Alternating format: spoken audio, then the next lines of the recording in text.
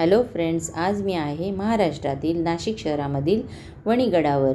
मागच्या व्हिडिओमध्ये आपण वणीगडावरील सप्तशृंगी देवीचं दर्शन घेतलं होतं। आज आपण वणीगडावरील सिद्धेश्वर महादेवाच्या मंदिरामध्ये जाणार आहोत। सर्वप्रथम आपल्याला दिसतं आहे ते शिवालय तीर्थ असं सप्तशृंगी निवासिनी देवी ट्रस्ट सप्तशृंग गडचं बोर्ड आहे। हे शिवालय तीर्थ असं म्हटलं आहे। ह्या तीर्थामध्ये सर्वप्रथम भाविक हातपाय धुतात, अंगावर पाणी शिंपडतात किंवा ज्यांना आंघोळ करायची ते आंघोळही इथे करू शकतात, पण निर्माल्य वगैरे टाकण्यास सक्त मनाई आहे असं इथे बोर्डवर लिहिलेलं आहे। हा कुंड पाण्याने ओतप्रोत भरलेला आहे आणि या कुंडावरून आपल्याला सप्तशृंगी देवीच्या मंदिराचं दर्शन होतं। ह्या कुंडाच्या काठावरून आपण ह्या देवीचं मंदिराचं दर्शन घेऊ शकतो। समोरच आपल्याला मार्कंडेय पर्वतही दिसतो। खूप सुंदर हवा येते ह्या कुंडाच्या काठावर उभं राहिल्यावर।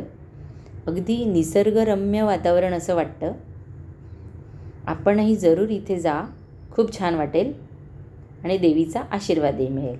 हे आहे हेमाडपंथी श्री सिद्धेश्वर महादेवाचं अतिप्राचीन मंदिर। मंदिरात प्रवेश केल्यानंतर आतमध्ये दिसते ते यज्ञ, इथे होम हवन वगैरे होतात आणि पुढे गेल्यावर आपल्याला नंदी महाराजांचं दर्शन होतं।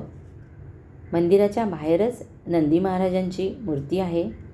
मंदिरात गेल्यावर समोरच कंदील दिसतोय वरती, दिवाळीचा कंदील अजूनही आहे।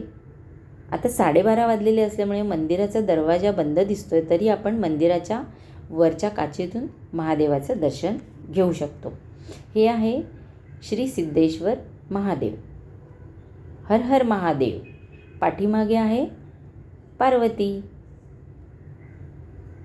जर तुम्हाला माझा हा व्हिडिओ आवडला असेल तर लाईक करा, शेअर करा, कमेंट करा आणि सबस्क्राईब करा प्लीज।